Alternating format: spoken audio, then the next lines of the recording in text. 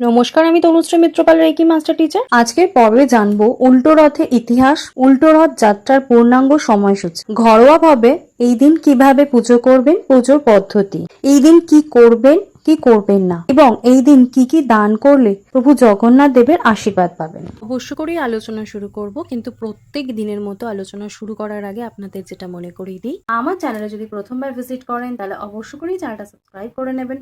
Video ভালো লাগলে একটা লাইক করবেন এবং কোথা থেকে আমার ভিডিও দেখছেন অবশ্যই করে কমেন্টস করে জানাবেন।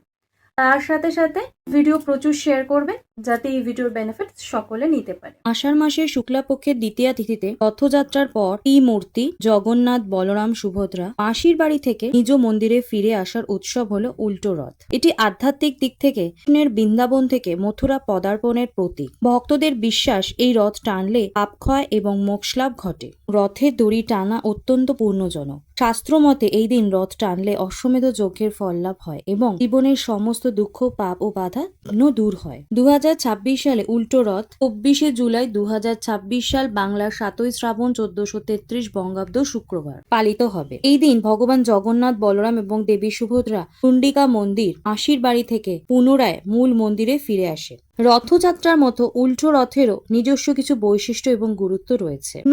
বা বহুদা যাত্রা, গুণ্ডিকা মন্দির থেকে রথটি দক্ষিণমুখী হয়ে বা উল্টো পথে নিজ মন্দিরের দিকে যাত্রা করে, যেটা শ্রীমন্দির নামে পরিচিত। পবিত্র সমাপ্তি, 9 দিন ব্যাপী উৎসবের সমাপ্তি ও দেবগণের নিজ ধামে প্রত্যাবর্তনের দিন হিসেবে এটি অত্যন্ত তাৎপর্যপূর্ণ।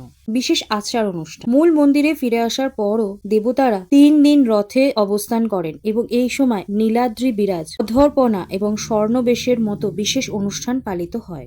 এই দিন মন্দিরে পূজা, সামর্থ্য অনুযায়ী দান এবং পুণ্যার্থীদের জন্য নিরামিষ আহার গ্রহণ করা অত্যন্ত শুভ। এবার বলবো এই দিন পূজার পদ্ধতি। সকালে স্নান সেরে পরিষ্কার পোশাক পরুন। শ্রী জগন্নাথ দেবের ছবি বা বিগ্রহের সামনে প্রদীপ বা ধূপকাঠি জ্বালান। পুষ্পস্তবক বা মালা দিয়ে দেবতাকে সাজান। ভোগ নিবেদন, জগন্নাথ দেবের জন্য ঘরে তৈরি মিষ্টি, পায়েস, মালপোয়া বা নাড়ু ভোগ হিসেবে দিতে পারেন। বাড়িতে 56 রকম ভোগের আয়োজন করতে না পারলেও পছন্দের মিষ্টি, ফল নিবেদন করুন। রথ টানা ও প্রার্থনা, ছোট্ট রথ থাকলে তা বাড়ির ভেতরে সামান্য টেনে মন্দিরে ফেরত প্রতীকী আচার পালন করতে পারেন। রথ টানার সময় জয় জগন্নাথ ধ্বনি দিতে পারেন। রথের দিন মাসির বাড়ি থেকে জগন্নাথ, বলরাম ও সুভদ্রা নিজের মন্দিরে ফিরে আসে। শুভ দিনে সকালে স্নান করে প্রভুর পুজো দিন। এছাড়া বাড়িতে তুলসী, আকি, বাম্বু বা অন্যান্য গাছ লাগাতে পারে। দিন নিরামিষ খান এবং আমিষ বা নেশা জাতীয় দ্রব্য থেকে দূরে থাকুন এবং কলমি শাক পরিহার করুন। এই দিন, এই পবিত্র দিনে কারোর মনে কষ্ট দেবেন না বা দরিদ্রকে খালি হাতে ফেরাবেন না। এছাড়া রথযাত্রার মতো উল্টো রথের দিনও কোন রকম অশুভ কাজ বা আচরণ থেকে বিরত থাকা উচিত। অবশ্য করেই এই ভিডিও মিস করবেন না, প্রচুর শেয়ার করুন যাতে সকলে এই ভিডিওর বেনিফিটস নিতে পারে। তো আজকে আমি আলোচনা এখানেই শেষ করলাম। সকলে সুস্থ থাকবেন, ভালো থাকবেন।